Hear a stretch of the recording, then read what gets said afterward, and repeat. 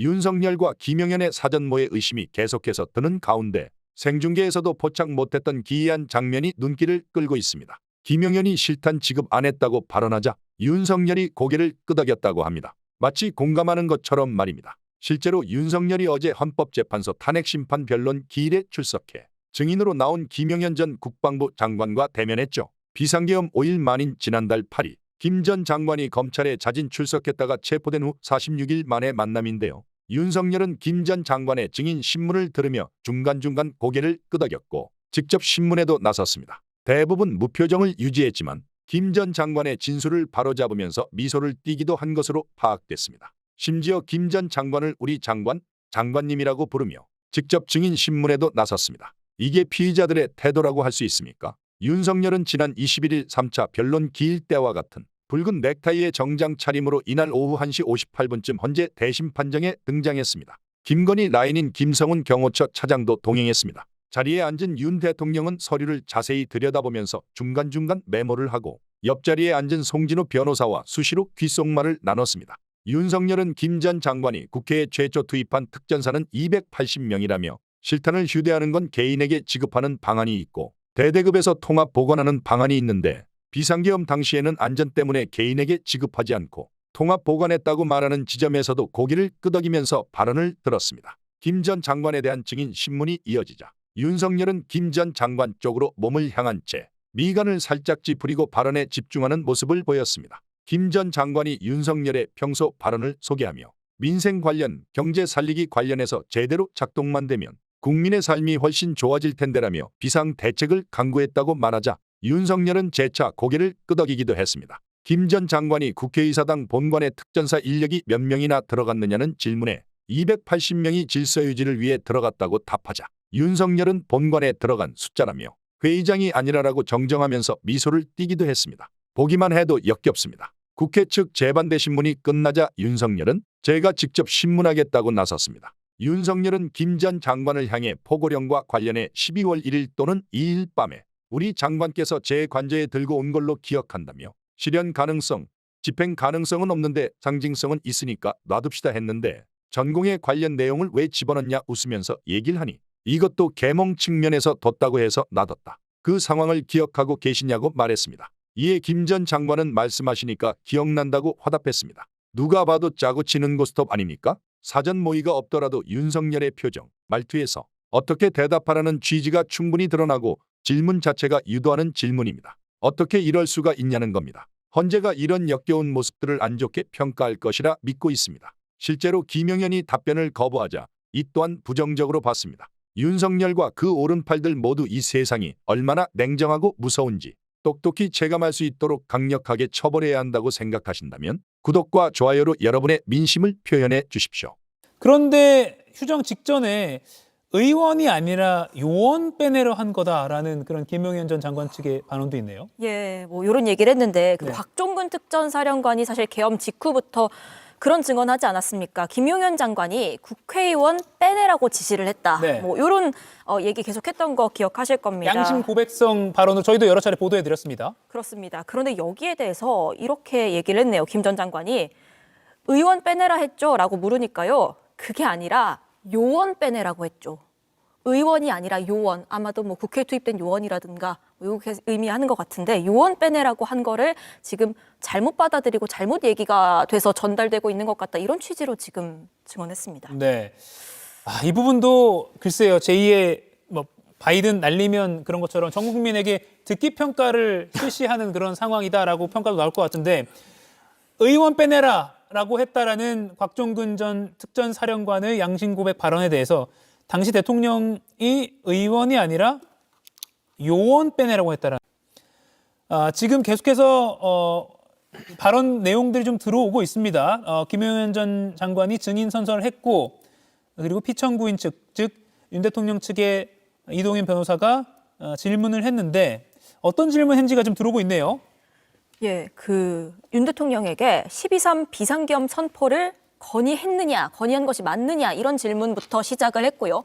여기에 대해서 김 전 장관 네 라고 답을 했습니다. 예. 그래서 피청구인 측이 그러니까 윤석열 대통령 측이 미래 세대에 제대로 된 나라를 물려줘야 하는데 그 야당의 횡포에 답답함을 토로한 것이 맞느냐 뭐 이런 취지의 질문을 했습니다. 예. 그러자 이제 설명을 시작을 했는데 윤석열 대통령이 그 야당이 거대 야당이 방탄 탄핵 특검 여기에 매몰돼 있는 거에 굉장히 안타까워했고 뭐 고위공직자를 줄탄핵해서 행정을 마비시켰고 예산을 대폭 삭감했고 뭐 안보 간첩죄 반대까지 했고 뭐 이런 부분에서 이 민주주의의 기본 원리를 위태롭게 한다고 판단을 했다. 그렇기 때문에 윤 대통령에게 이 계엄 형식을 빌려서 암묵적 어떤 위기에 대해서 주권자인 국민에게 알리기 위해서 비상계엄 형식을 통해서 어떤 강력한 경고성 어떤 행동을 해야만 한다.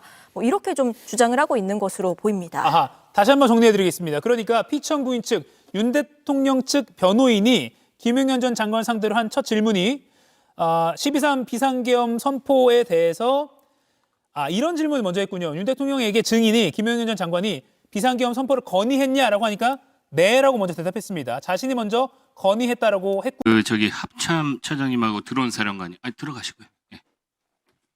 자 발언대로 드론 사령관님 이쪽으로 오시고. 합참 차장입니다. 예. 드론작전 사령관입니다. 네, 여기 지금 국정조사를 하는 데 있어가지고 전혀 사실과 다른 그런 발언에 대해서는 군의 명예를 걸고 적극적으로 답변을 해주셔야 됩니다. 우선 저희 드론 사령관님, 전쟁 준비를 했다라는 국정위원회 주장에 대해서 아까 답변을 못 하셨어요. 전쟁 준비를 하셨습니까? 전혀 사실이 아닙니다. 그렇죠. 자, 합참 차장님, 네, 전쟁 준비를 하셨습니까?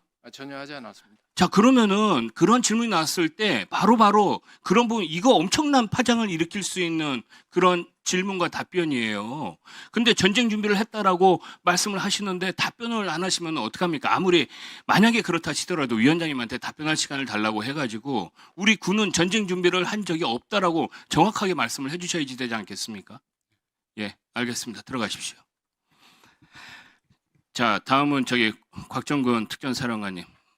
저쪽으로 가주십시오. 제가 잘 안 보이니까. 예. 예, 전 특수전사령관입니다. 네.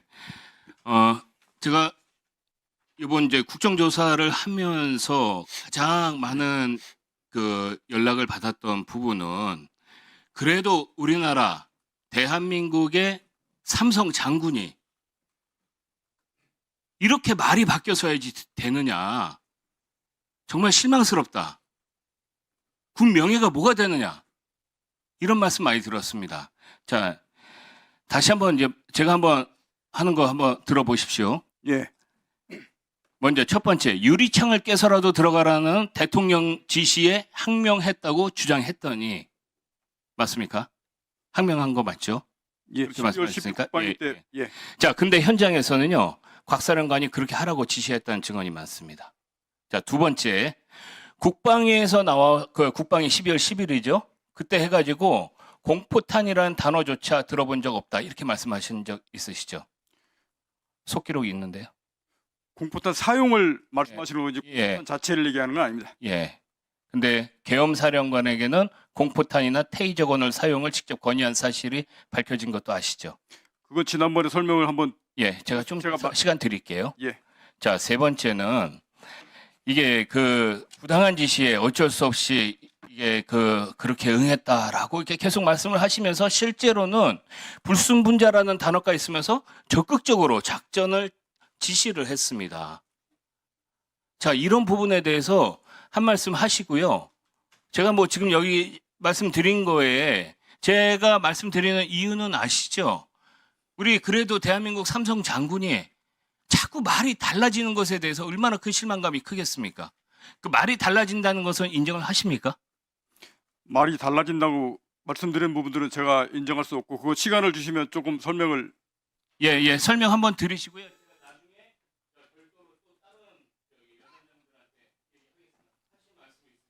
예, 잠깐 위원장이 설명을 좀 네, 드리겠습니다. 하십시오. 세 가지 말씀하셨는데 그 일여단장께서 얘기했던 유리창을 깨고 들어가라, 이렇게 문을 부수고 들어가라고 얘기했던 부분들은 지난번에도 분명하게 대통령으로부터 그 관련된 내용을 듣고 그거를 참모들과 707 특임단장하고 논의하는 내용들에 관련된 사항들이 전파된 것 같다라고 했고, 전 분명하게 707하고 그 논의하면서 그 부분들을 제가 중지를 시켰고 그 과정상에 설명하면서 항명이라는 표현까지 썼습니다. 다만 그게 이제 일려단장한테 그 내용이 지시가 된 경위의 문제가 지난번에 보안폰 문제를 일려단장이 보안폰으로만 지시받았다고 얘기를 했고, 제가 그 경위 과정에 전파된 내용은 지금 보안폰과 나중에 작전이 종료된 이후에 일려단장하고 통화할 때 그 대통령 지시사항 전파하는 것이 스피커폰으로 막 제 소리가 들렸다라는 소리를 제가 전화 통화하면서 얘기를 들었습니다. 그래서 이 보안폰과 스피커폰 사이에 이 내용들이 좀 추가 확인이 필요하다라고 그 부분은 제가 우선 말씀을 좀 드리고 싶고, 공포탄 문제는 그래서 지금 저는 근데 그게 나중에 저도 몰랐는데 나중에 물어보니까 지금 여기 스피커를 이렇게 온 시켜놨지 않습니까? 제 책상 앞에 마이크가 있었는데 그 마이크가 켜져 있었던 모양입니다. 저 당시까지는 몰랐는데 이렇게 해서 얘기가 된 겁니다. 그 내용이 나중에 보니까 예하 여단에 있는 여단 그 참모들하고 관련된 사항들이 그걸 다 들었다는 겁니다. 그래서 처음에는 제가 당시에는 그걸 몰랐기 때문에 그걸 어떻게 알았지? 그걸 나중에 상황 끝나고 뒤에 마이크가 켜져서 제 목소리가 전파됐다는 것을 나중에 알았습니다. 그래서 그 내용과 보안폰 관련된 부분들을 제가 사실관계 확인 필요하다고 말씀드렸고, 공포탄의 문제는 제가 분명하게 707 팀장 현장 저기하면서 사용하지 말라고 지시를 했는데 그것에 대한 무기 사용의 지침을 다시 계엄사에 건의하는 과정상에 분명히 이 사용상의 오해가 있었다고 지난번에도 제가 말씀을 드렸었고, 불순분자 관련된 부분들은 제가 정확하게 했는데 선관위 관련된 시설을 확보하라고 하는 임무를 하다라는 용어 중에 그 안에 있는 장비나 물자들이 밖으로 피탈돼서 빠져나가거나 이런 부분들을 설명하면서 그게 부연 설명됐던 것으로 제가 기억합니다. 말씀드리는 것은 제가 그거를 자꾸 말을 바꿔서 그렇게 했던 상황은 아닙니다. 이상입니다. 그리고 계엄 해제 의결 후에 국방위에 나와서 진술을 할 때 다른 다른 사령관들하고 말 맞추거나 뭐 그런 걸로 인해서 통화한 적이 있습니까? 예, 그냥 본인이 나와서 다들 처음에는 거짓말했잖아요. TV 보고서 알았다 이렇게. 네. 예, 그거 말 맞추기 했어요? 그렇진 않습니다. 서로에서 언제까지 하자 이렇게 말 맞추자고 얘기했던 기억은 없습니다. 그런데 왜 다 그렇게 동일하게 와서 거짓말했어요? 그 서로 12월 10일, 말 맞추기를 했을 것 같은데. 12월 10일 당일날도 말씀드렸지만 제가 좀 느낌상 이게 다 그때 아마 거수했던 기억이 있습니다. 그래서 그냥 따로 자연스럽게 말씀- 그냥 거짓말하자 그냥 어떤 분위기가 그때 책임을 분위기가 그렇게 됐었던 그렇게 걸로 된 제가 거예요. 말 기억하고, 맞추기를 정확히 만나거나 통화를 해서 맞추진 않았습니까? 그렇게 해서 전체적으로 그날로 해서 이렇게 그때로 하자 이렇게 말 맞췄던 기억은 없습니다. 그리고 지금 대통령 변호인 측에서 뭐 대통령은 체포의 숫자도 꺼내지 않았다. 그리고 뭐 사령관들의 진술이 오염된 것 같다. 이런 거짓말들을 하고 있는데 어떻게 느끼고 계세요?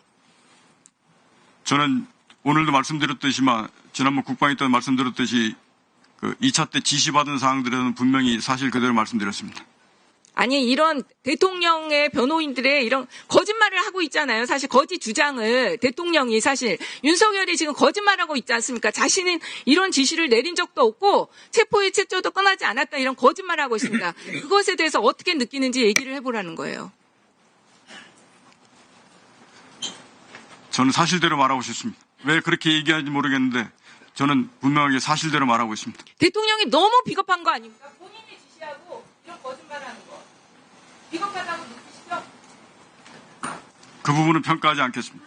분명한 것은 저는 지금까지 사실대로 말씀을 다 드렸습니다. 예, 특전사령관입니다. 아까 말이에요. 예. 그 윤석열 대통령과 통화한 것에 대해서 그 당시 상황은 그것으로 끝이었다 이렇게 얘기했는데 대통령도 또 전화를 받았죠. 그죠? 사령관님 전화를 받으셨죠? 사령관님 그 사실은 더 받으셨죠? 말씀드리기 제한됩니다. 지금 한 10초간 말씀이 없다가 말씀드리기 제한된다 받으셨죠? 한 번만 더 묻습니다. 제가 고함 치기 전에 그래야지 속죄가 됩니다. 박구건 사령관 받으셨죠? 예. 그 제한되는 내용이 뭡니까? 두 번째 전화 받은 내용이 뭡니까? 말씀하십시오. 부탁드립니다. 온 국민이 다 보고 있어요. 그것만이 우리 곽 사령관의 그나마 책임이 감경될 수 있는 요소입니다. 뭐라고 대통령이 얘기했습니까? 사령관 뭐라고 얘기했습니까? 대통령이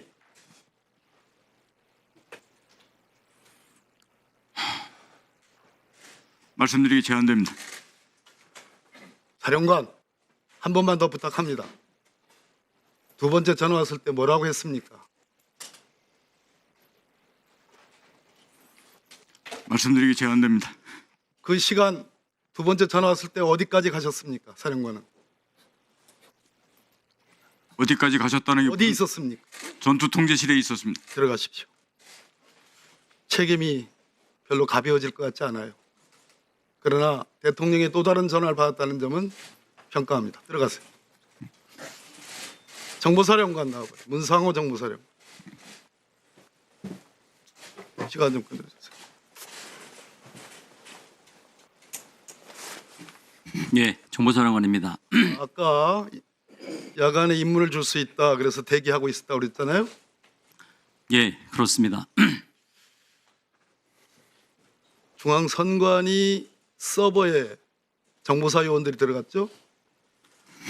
그렇습니다. 거기서 소위 선거인 명부 관련해서 통합선거인 명부 그거를 가져오라는 지시 받았죠. 그런 지시는 받은 사실이 없습니다. 서버를 사진을 찍은 사람이 누굽니까? 제가 지시를 했고 팀장입니다. 팀장 이름 누굽니까? 나중에 별도로 말씀드리겠습니다. 별도가 어디 있습니까? 국민이 알아야 돼요. 누굽니까? 지금 현재 조사가 진행 중이기 때문에 그 부분은 답변이 제한됩니다. 김영현 국방부 장관이 선거 부정이 있었다. 계엄군을 투입해서라도 선관위 부정선거 의혹에 관련 수사 필요성이 있다. 이런 얘기 한 적 있죠? 저는 개인적으로 처음 듣는 얘기입니다. 처음 들었다. 들어갔던 그 대령인가 중령인가 하는 정보사 요원이 누군가로부터 서버와 관련된 보고를 했습니다. 그 보고의 상대방이 누굽니까? 본인입니까? 정확하게 그 의원님 질문을 제가 이해를 못했습니다. 들어갔던 서버에 들어가서 사진까지 찍었었지 않습니까? 그 정보사 요원이 보고를 했어요. 전화로. 그것이 CCTV에 찍히지 않습니까? 당신이요? 제가 지시했습니다. 사령관이 지시 받았죠? 아니 저 보고를 받았죠? 예, 제가 보고받았습니다. 그때 사람 등치만큼 큰 박스를 가지고 나왔습니다. 그런 사진이 있어요. 처음 듣는 얘기입니다. 들어가요.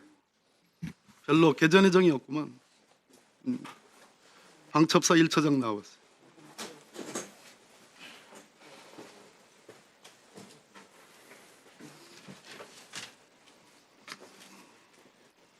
예.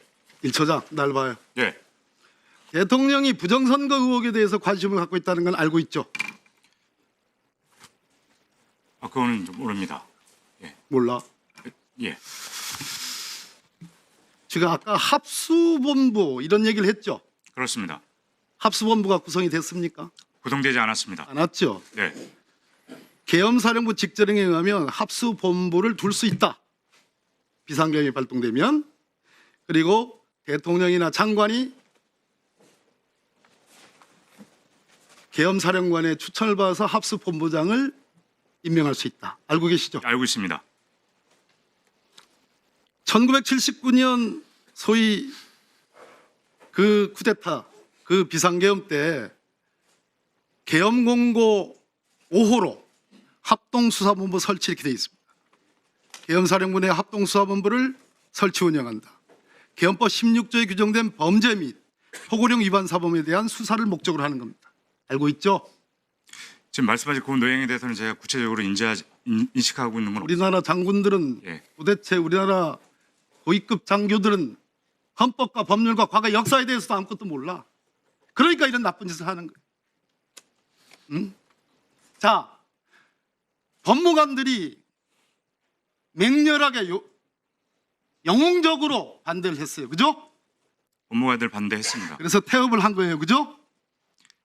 명령 이행에 대해서 중단을 만약에 우리 처장이 법무관들의 의견을 받아들여서 들어가는 거 태업을 해라 라는 지시 안 했으면 사실은 방첩사가 들어가는 거죠. 그 사실관계를 명확히 말씀드립니다. 아니면 아니라고 얘기해요. 아닙니다. 정보사가 들어간 거는 왜라고 생각합니까? 그 배경은 수사를 통해서 밝혀지겠지만 저희는 그 계엄 선포 이후에 사령관으로부터 뭐뭐뭐뭐 해라는 지시를 받고 관련 실장들을 예. 법무관들의 여러 가지 사유를 들었던데 들어가서는 안 되는 이유를 가장 핵심적인 거, 이것이 군사반론이고 비상계엄이 내란에 해당한다는 결정적인 이유는 이번 포고령에 아까와 같은 합수본부, 우리나라 국민들 합수본부 전두환, 보안사령관, 합수본부장 다 기억을 하고 있는. 없었어요. 합수본 설치가 포고령에 없단 말이야. 그래서 들어가는 신용만 내도 내란 공동정범이라 이 말이에요. 알겠어요? 의원님 말씀하시는 충분히 이해하고 있습니다. 명령을 하달할 때 소집됐던 팀장들 포함해 대통령의 지시에 의해서 들어가라는 보도 보셨습니까? 제가 지시한 겁니다. 사령관의 여인영 사령관이 대통령 지시를 받아서 여인영 사령관이 지시하고 그래서 들어가라. 맞죠? 그때 명령 하달을 지금 말씀드립니까? 제가 여인영 사령관에게 지시를 받았던 사항들은 23시 계엄 포고령 1호가 발동이 되고 그 이후에 굉장히 어수선한 상황이었습니다. 중간중간에 전산팀을 꾸려라. 그리고 인원 나갈 때 장비는 어떻게 된다. 그리고 수없이 많은 전화를 받습니다. 사령관께서. 저 역시 임무 수행을 위해서 임무 편성을 어떻게 해야 될지 고민을 합니다. 밑에 편성된 팀장들도 제 임의로 편성을 했습니다. 왜냐하면 중앙선관위 등 전산센터에 이동하는 인원들이기 때문에 IT에 대한 지식이 있는 인원들이 구성이 되어야 됩니다. 그래서 정보보호단장, 과학수사센터장, 사이버보안실장, 그리고 군사보안실장 등 대령급을 팀장으로 소집을 합니다. 대령급으로 팀장한 이유는 혹시라도 모를 불법적인 요소에 대해서 그래도 군 생활을 많이 했던 우리 부대 대령급이라면 충분히 현장 상황을 통제할 수 있다고 생각을 했습니다. 그 인원들이 1처장실에 도착한 시간은 23시 3, 40분경입니다. 포고령 발표 나고 나서 그때 대통령 제가 이렇게 지시를 합니다. 첫째, 사령관님께서 대통령님, 장관님으로부터 적법하게 지시받은 사안이다. 둘째, 1처장은 우리 부대원 보호 및 조직 보호가 최우선으로 적법한 절차를 절대 준수해라. 절대 통제 없이 행동하지 마라. 3번, 포고령 2번 항목 가짜뉴스, 여론조작, 허위선동을 금한다 등 위반 가능성에 대비한 것이다. 4번, 임무는 중앙선관위 등 사개소 현장 위치, 음영, 상황 변화 시 서버실 출입 통제 등 서버실 확보 대기, 과천, 관악, 중앙선관위, 수원, 연수원 등입니다. 위치는 어디입니까? 라는 팀장들의 질의가 있었습니다. 인터넷을 찾아봐라. 나도 현장 상황을 확인해야 된다. 여기까지입니다. 다섯 번째, 4개 팀으로 구성한다. 투입이란 편성, 부대원들의 소집되는 대로 출동을 준비한다. 수사관이 포함되지 않으면 현재 상태는 합수단의 개소 여부가 명확하지 않기 때문에 전 4개 팀의 특사경의 수사관을 편성해라. 수사관이 없으면 우리 행동 자체가 불법으로 될 수가 있다. 그래서 편성은 수사관 5명, 기술을 하는 기술지원팀 10명, 그리고 거기 인원들의 이동간에 필요한 안전지원팀 10명, 각 팀별 약 25명씩 4개 팀을 편성을 하라고 지시를 했습니다. 지시를 하면서 반드시 건물 투입 전에 경찰에 의한 안전 확보가 최우선이다. 해당 시설 근접에 도착 시 임무 수행은 반드시 1처장의 통제를 받아라 라고 한번 다시 얘기를 하고, 해당 시설 진입 시 음영, 필요시 체증 등 적법 절차를 준수를 재강조하고, 답변을 중지해 주시고요. 예, 그 지시 사항들을 정리가 다 되어 있지요. 그때 구두로 제가 자필로 정리를 했습니다. 그러면 그걸 정리를 해서 박범계 의원님한테 제출을 해드리세요. 그리고 그 이후의 상황은 팀장들은 임무 편성을 하기 위해서 내려갑니다.